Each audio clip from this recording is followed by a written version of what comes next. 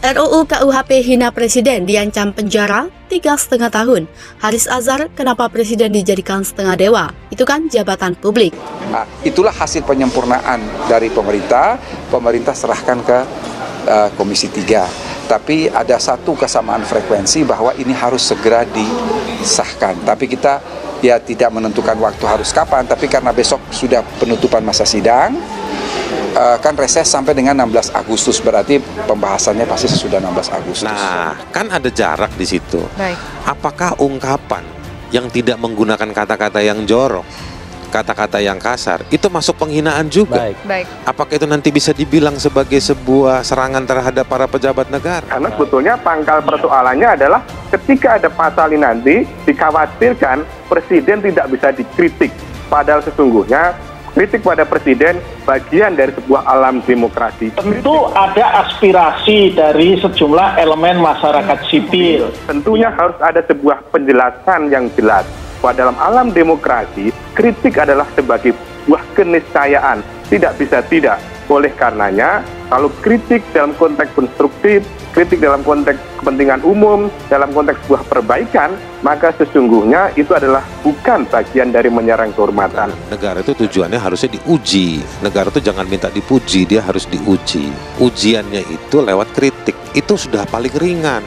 Dari konteks itulah, maka diharapkan pemerintah bersama DPR itu benar-benar dapat merumuskan norma yang ada dalam pasal-pasal tentang penghinaan presiden tadi itu, mencerminkan adanya sebuah ketegasan, mencerminkan adanya sebuah kejelasan, mencerminkan adanya sebuah kepastian, sehingga tidak terjadi multitafsir, tidak terjadi satu upaya untuk melaporkan dan lain sebagainya. Jadi ini sebetulnya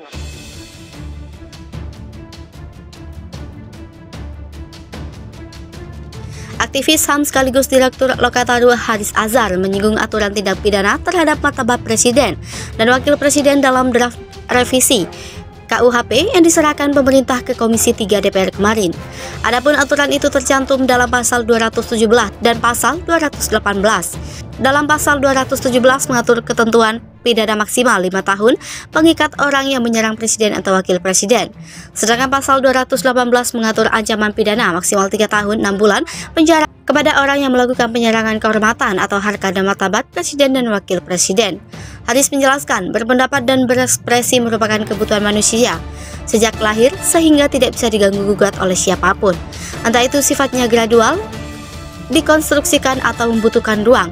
Haris menegaskan berpendapat dan berekspresi ketika dalam hak asasi manusia atau HAM yang dilindungi UU. Namun kebebasan berpendapat dalam berekspresi itu tentunya akan makin terancam. Aturan kehormatan dan martabat kepala negara dan wakilnya yang terdapat dalam draft revisi KUHP.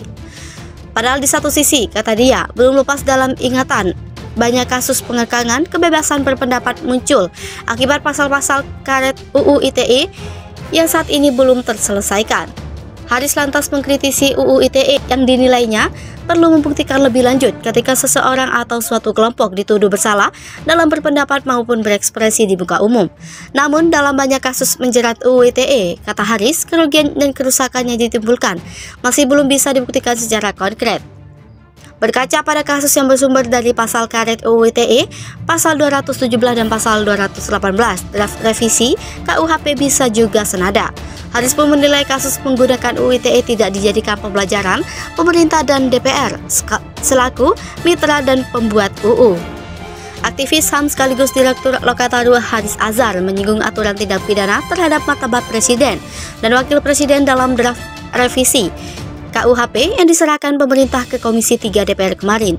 Adapun aturan itu tercantum dalam pasal 217 dan pasal 218. Dalam pasal 217 mengatur ketentuan pidana maksimal 5 tahun pengikat orang yang menyerang presiden atau wakil presiden.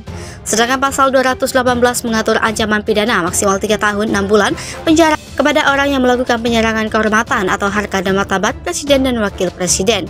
Haris menjelaskan, berpendapat dan berekspresi merupakan kebutuhan manusia sejak lahir sehingga tidak bisa diganggu-gugat oleh siapapun. Entah itu sifatnya gradual, dikonstruksikan atau membutuhkan ruang. Haris menegaskan berpendapat dan berekspresi terikat dalam hak asasi manusia atau HAM yang dilindungi UU. Namun kebebasan berpendapat dalam berekspresi itu tentunya akan makin terancam. Aturan kehormatan dan martabat kepala negara dan wakilnya yang terdapat dalam draft revisi KUHP.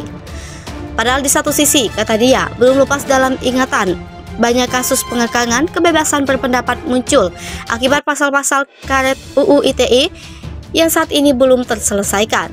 Haris lantas mengkritisi UU ITE yang dinilainya perlu membuktikan lebih lanjut ketika seseorang atau suatu kelompok dituduh bersalah dalam berpendapat maupun berekspresi di muka umum.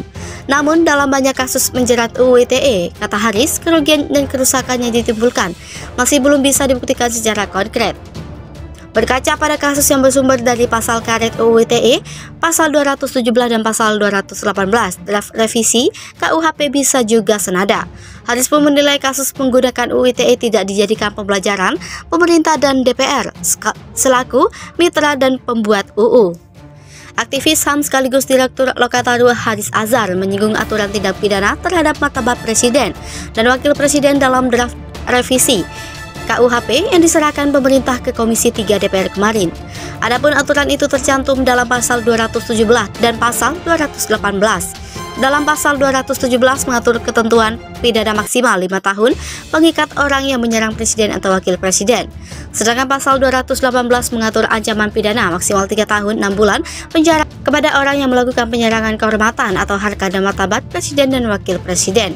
Haris menjelaskan, berpendapat dan berekspresi merupakan kebutuhan manusia sejak lahir sehingga tidak bisa diganggu-gugat oleh siapapun. Entah itu sifatnya gradual, dikonstruksikan atau membutuhkan ruang. Haris menegaskan berpendapat dan berekspresi terikat dalam hak asasi manusia atau HAM yang dilindungi UU. Namun kebebasan berpendapat dalam berekspresi itu tentunya akan makin terancam.